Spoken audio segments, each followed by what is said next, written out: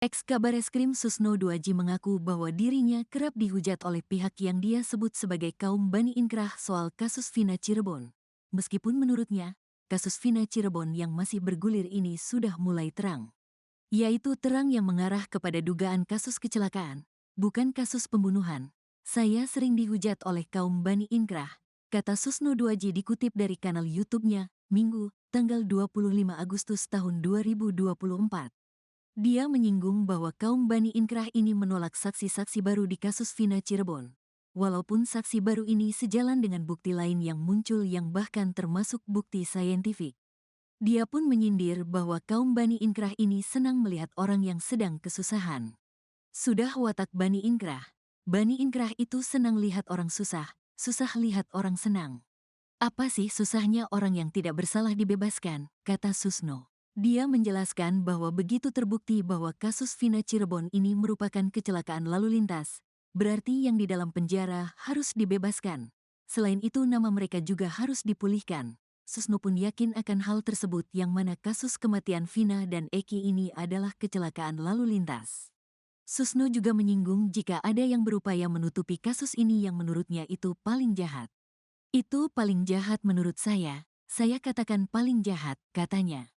Jika sayang dengan Polri, kata dia, Polri ini bukan milik Polri dan bukan milik pensiunan Polri. Polri ini, kata dia, adalah miliki masyarakat Indonesia. Yang gaji Polri itu seluruh rakyat Indonesia melalui pajak, melalui hasil kekayaan negara, katanya. Maka dari itu, rakyat pasti menghendaki bahwa polisi bisa bertugas dengan baik. Bahkan Kapolri dan elit-elit Polri juga menginginkan instansi Polri lebih baik lagi. Rakyat menghendakinya baik dan termasuk Kapolri. Kapolri dan elit Polri itu menghendaki Polri baik, katanya. Namun, kata dia, oknum ada saja di lingkungan instansi ini. Ditambah adanya orang-orang penjilat yang terus memuja Polri tidak bersalah.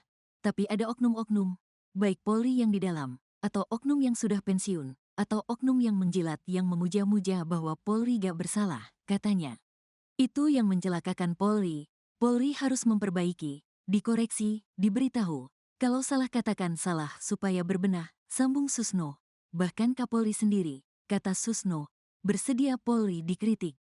Kapolri sendiri mengatakan, siapa yang berani mengkritik Polri itu adalah sahabat saya, kata Susno.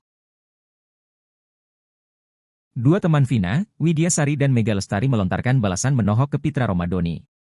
Widi dan Mega emosi saat dituduh ngejob malam-malam hingga dibilang meninggalkan forum pembicaraan. Sebelumnya, pengacara Ibtu Rudiana itu beradu argumen dengan Widi dan Mega di sebuah acara di salah satu TV swasta beberapa waktu lalu.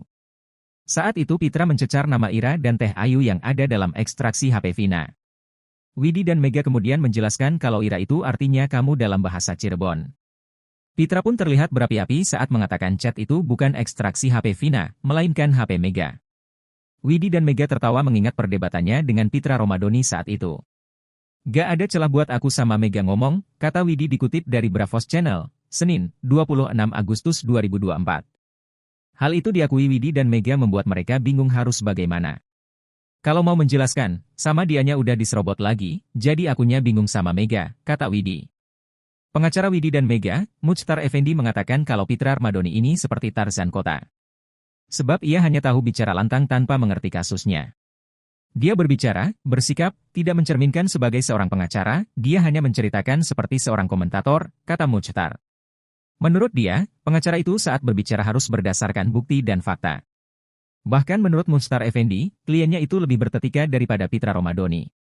Karena mohon maaf, mereka orang kampung tapi mereka tahu etika. Dibanding yang katanya pengacara kota tapi tidak tahu etika sama sekali, jelasnya. Ia menyinggung soal tudingan Pitra pada Mega soal chat ngejob hingga memintanya diperiksa penyidik. Soal chat ngejob dia mengkonotasikan negatif sehingga menyuruh Mega diperiksa.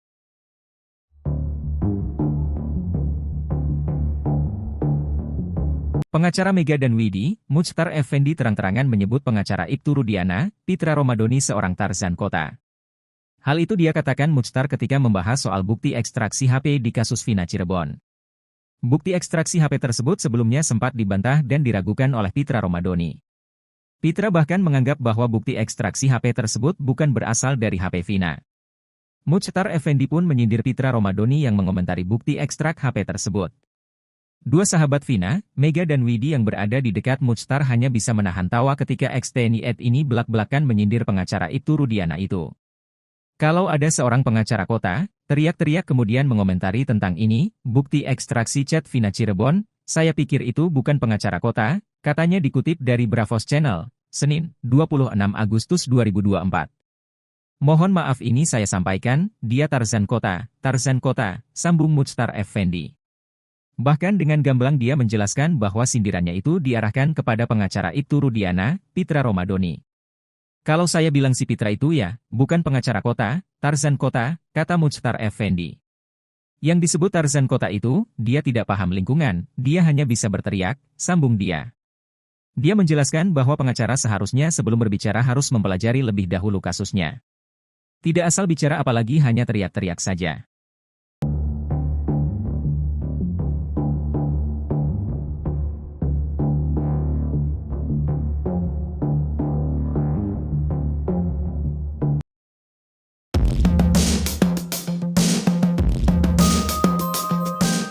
Nasib terpidana kasus Vina Cirebon, Sudirman, kini terungkap. Sudirman sebelumnya sulit ditemui, bahkan oleh keluarganya sendiri. Bahkan ada isu bahwa Sudirman hidup nyaman. Kini Sudirman mencabut kuasa dari pengacaran yang ditunjuk Polda Jabar. Sudirman bahkan membuat surat pemindahan kuasa kembali ke Titin Prilianti dan Peradi. Hal tersebut disampaikan Titin Prilianti saat live di akun TikToknya, Senin, 26 Agustus 2024. Sebelumnya, Sudirman sulit ditemui sejak dipindahkan ke rutan Polda Jabar, 23 Mei 2024 lalu. Sudirman bahkan diminta untuk mengganti kuasa hukum dengan kuasa hukum yang ditunjuk Polda Jabar. Sudirman sempat hanya bisa ditemui ibu dan ayahnya saja. Pertemuan tersebut pun dilaksanakan di ruangan Dirkrimum Polda Jabar. Bahkan, saat sudah dipindahkan ke Lapas Bancai Bandung, Sudirman masih sulit untuk ditemui. Keluarganya sempat tak bisa menjenguk lantaran adanya surat pernyataan yang ditulis Sudirman bahwa dia tidak mau ditemui siapapun. Akhirnya setelah bernegosiasi dengan petugas di Lapas Bancai, Titin Prilianti pun berhasil menemui Sudirman. Bikin pernyataan gitu, kata Titin, Senin. Padahal Sudirman sendiri mengaku ingin bertemu dengan kakaknya dan kedua orang tuanya.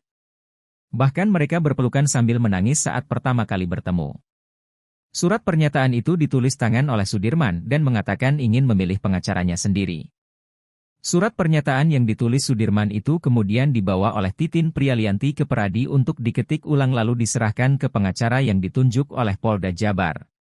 Kini, Sudirman pun surah resmi kembali mempercayai kuasa hukumnya kepada Titin. Dengan adanya surat kuasa itu, Titin dan Peradi pun akan segera mengajukan PK Sudirman. Kini, Titin dan tim pengacara dari Peradi tengah mengusahakan agar Sudirman segera dikembalikan ke Lapas Cirebon lagi. Sementara untuk pengakuan Sudirman di pra-peradilan Pegi Setiawan, Titin mengaku kliennya itu terpaksa.